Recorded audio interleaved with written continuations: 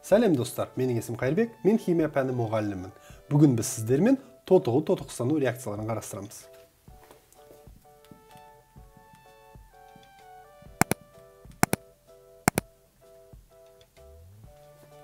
Сіздер бұл сөзді, бұл ұғымды бұрында естіген боласыздар, тотығу және тотықстану процестері бірге параллельді жүреді. Бұған байланысты көптеген реакциялар білеміз, және ол процестер өте маңызды. Өндірісте де, табиғатта да кең кездеседі. Мысалға алатын болсақ, ең маңызды тотықстану процестерінің бірі бұл тыныс алу. Тыныс алудың екі түрі бар. Ол біздің демалуымыз, екінші ол жасушалардың тыныс алуы. Аэробтық тыныс алу процесі, онда бізде келесі реакция жүреді. Глюкоза, яғни қант, оттекпен реакцияға түсіп, көміртек диоксидін және суды бөліп, энергия бөледі. Бұл ең маңызды жасушалардың тотығу процесі. Соның арқасында жасушаларға энергия беріліп, жасушалар өмір сүруін жалғастырады. Тағы да маңызды тотығу-тотықсану реакциясы бұл фотосинтез. Бұл да тотығу-тотықсану реакциясын жатады. Фотосинтездің нәтижесіне көміртек диоксиді сумен реакцияға түсіп, глюкоза және оттек бөледі. Бұл фотосинтез процесіне әрине жарық сәулелері қажет. Келесі тотығу-тотықсану реакциясы, екеуін жазып қойық, тыныс алу, фотосинтез.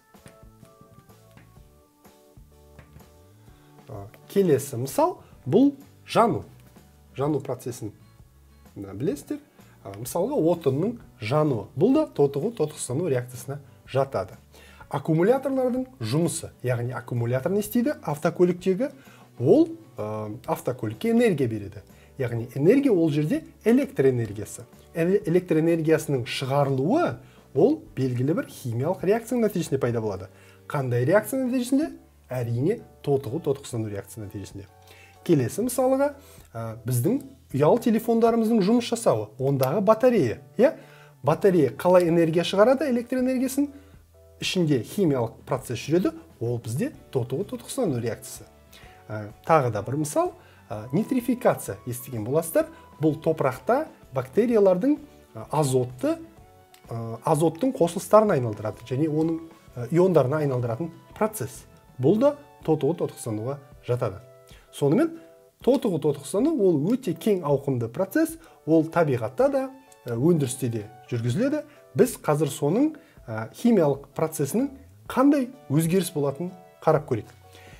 Тотығу-тотықсануның үш түрлі түсіндіруге болады. Біріншісі, оттек және сутектің алмасуы.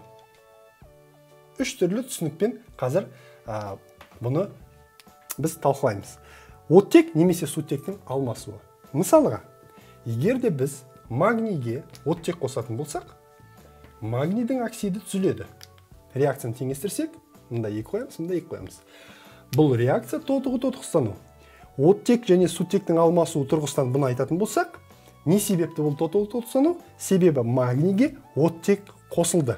Яғни, мына процесс тотығу себебі қосылысқа, затқа оттек қосылып жатыр. Нәтижесінде, яғни магнийдің оксиді, оттекті қосылысы пайда болды. Сондықтан бұны біз тотығу деп айтамыз. Келесі бір реакция, мысалға, мыс оксидінің сутекпен реакциясы нәтижесінде мыс және су молекуласы түзіледі. Бұл оқушылар қандай реакцияға мысал болып табылады?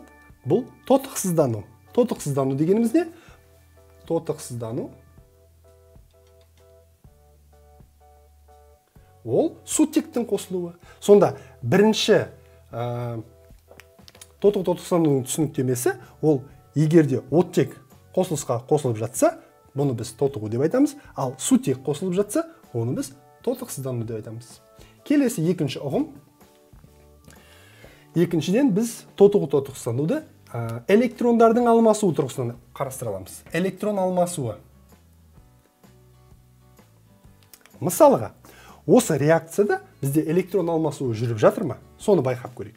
Мәселен, магний бастапқыда магний атомы онда бізде қалыпты жағдайда ол бейтарап бөлшек, сондықтан оның электрон саны протон санына тең 12.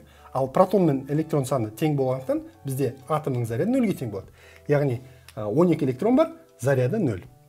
Магний оттектен реакцияға түсіп, магнийдің оксидін түсті. Магнийдің оксидінде оның тотығу дәрежесі +2. Яғни ол 2 электронын оттекке беріп жіберді. Сонда магний ионына айналған кезде, мұнда оны ион деп жазайық, 2+, ол 2 электрон жоғалтты. Яғни магний атомы болды, ол 2 электронын жоғалтты, магнийдің ионына 2+ ионына айналды, ал 2 электрон қайда кетті? Оттекке берілді. Бұл процесті біз не деп айтамыз? Тотығу ма, әлде тотықсыздану ма? Бұл бізде тотығу. Магний тотықты. Ал енді тотықсыздану процесі бар ма мұнда? Әрине бар. Ол оттекпен. Оттек не қылды? Оттек бізде заряды, оттек молекуласының 0-ге тең, себебі бұл бейтарап молекула. Ол магнийдің 2 электрон өзіне қосып алып, оттектің 2- ионына айналды. Оттек 2-. Мұнда бұл тотығу дәрежесі заряд алдына жазылады. Ал ион ретінде біз көрсеткенде зарядты кейін жазамыз санын. Сонда оттек 2- ионына айналу үшін ол электрон қосады. Плюс электрон. Қанша электрон? Қараңыздар, бізде 2 атом оттек бар, сондықтан 2 ион оттек түзілу керек. Ал 2 атом оттектен 2 ион 2- оттек алу үшін біз 4 электрон қосуымыз керек. Сонда 4 электрон қосты. Ал мұнда магний қанша қосты? 2 атом магний бар, яғни мұнда 2 атом магний. Сонда жалпы 4 электрон. Мұнда да 4 электрон бар. Барлығын 2 еселесек. Сонда мына бірінші реакцияда тотығу ол магний атомының магний ионына айналуы, ал тотықсыздану оттек молекуласының оттек ионына айналуы, бұл тотықсыздану. Тотықсыздану. Электрон алмасу тұрғысынан тотығу дегеніміз, тотығу. Ол не нәрсе? Электронды беру ма, қосу ма? Электронды беру. Ал тотықсыздану дегеніміз не? Тотықсыздану ол электронды қосу. Екінші теория тұрғысынан біз электрон алмасуды талқыладық. Үшінші теория бар. Ол бізде тотығу дәрежесінің өзгеруі. Тотығу дәрежесінің өзгеруі. Осы реакцияларды қарайық. Тотығу дәрежесі өзгерді ма? Бірінші реакцияда магний атомы тотығу дәрежесі 0-ге тең, магний ионына айналды. Тотығу дәрежесі +2. Тотығу дәрежесі көбейді ма, әлде азайды ма? Бізде тотығу дәрежесі көбейді. Тотығу дәрежесі көбейсе, тотығу дәрежесі көбеюі тең, бұл тотығу процесі ма, әлде тотықсыздану ма? Тотығу. Қысқартып жазайық. Ал оттектің, қараңыздар, тотығу дәрежесі 0-ден -2-ге қарай түсті, азайды. Тотығу дәреженің кемуі бұл тотықсыздану. Сонда оқушылар, біз 3 түрлі теория тұрғысынан тотығу-тотықсыздануды түсіндіре алады екенбіз. Тағы да бір қайталап көрейік. Ол біріншісі оттек және сутектің алмасуы. Мұнда оттек қосылса тотығу, сутек қосылса тотықсыздану. Екінші теория тұрғысынан электронның алмасуы. Электрон беретін болса қосылыс, ол тотығып жатыр. Электрон қосатын болса, ол тотықсызданып жатыр.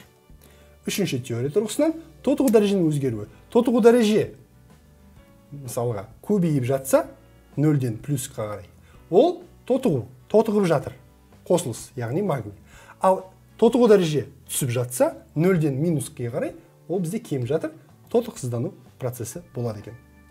Сонымен оқушылар, тотығу-тотықсыздануға бүгін біз кіріспе жасадық. Ол өте маңызды процесс. Ол өмірдің кез келген деңгейінде жүреді, тұрмыста да, табиғатта да, өндірісте де. Сондықтан біз осыны тағы да ары қарай жалғастырамыз. Бүгінге тақырыбымыз аяқталды. Сұрақтарыңыз болса видеоның астына жазыңыздар, мен міндетті түрде жауап беремін. Сау болыңыздар.